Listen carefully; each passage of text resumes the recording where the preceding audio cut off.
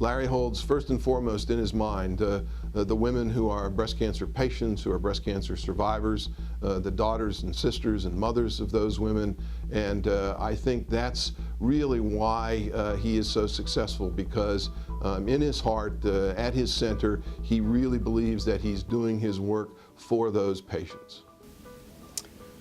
Over the years, I've had the opportunity to participate in research studies conducted by the NSABP that have dramatically altered the standard treatments of breast cancer.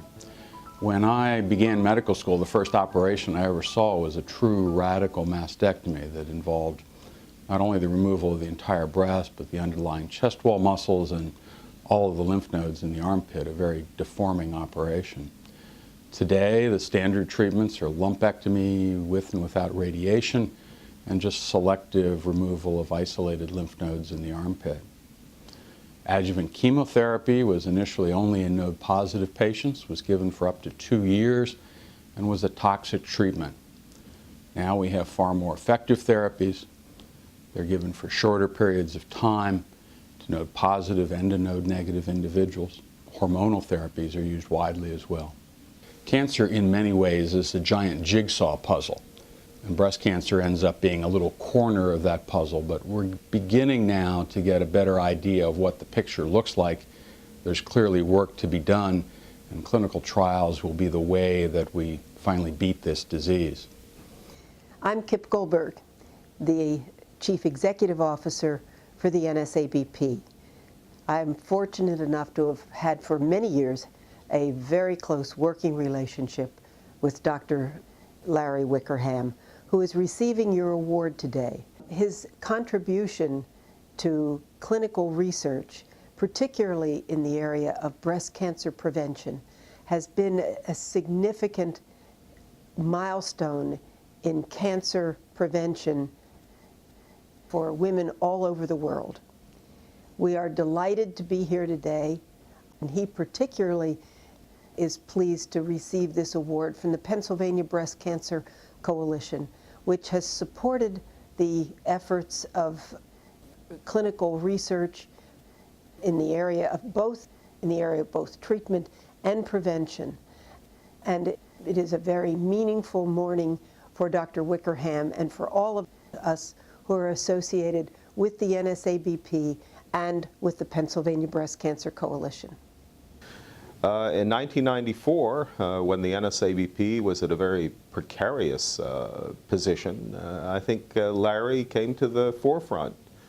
I think were it not for Larry's contributions, Larry's courage, Larry's commitment, at that time, the NSABP would not exist today. And I'm really proud to have been associated with Dr. Wickerham for all these years. He's been with the NSABP since 1981, and he is emblematic of what the NSABP stands for. He's really the spirit of the NSABP and its backbone. The future is potentially very, very exciting. I think with the availability of novel biologic reagents, of small molecules, I think that the opportunity for making very significant progress is very real. I think it's no longer a promisorial note. The data with Herceptin and in the treatment of breast cancer have been very exciting. I think that we'll do the same in prevention as well, and we're certainly looking forward to our next prevention trial, NSABP protocol P4, under Dr. Wickerham's stewardship, which will compare raloxifene to letrozole. We think that the opportunities for progress are very exciting. I can't remember when I first met Larry, but I think I've known him for about 20 years. I was invited to join the NSABP by Dr. Fisher and soon got to know Larry well in my work with the breast cancer prevention trial. And I think perhaps his greatest ability is to hold together an organization that has literally hundreds of clinical sites scattered throughout the U.S. and Canada. He visits those sites often. The principal investigators hold him in very, very high regard.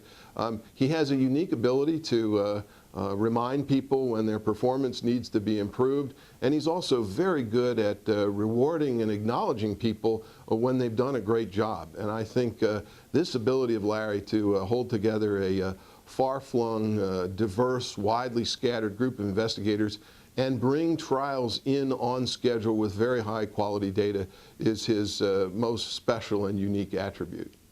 The best is yet to come.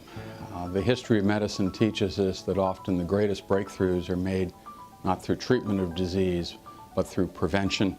And we certainly hope that proves to be the case in breast cancer as well. I'm Dr. Lawrence Wickerham. I'm the Associate Chairman of the National Surgical Adjuvant Breast and Bowel Project.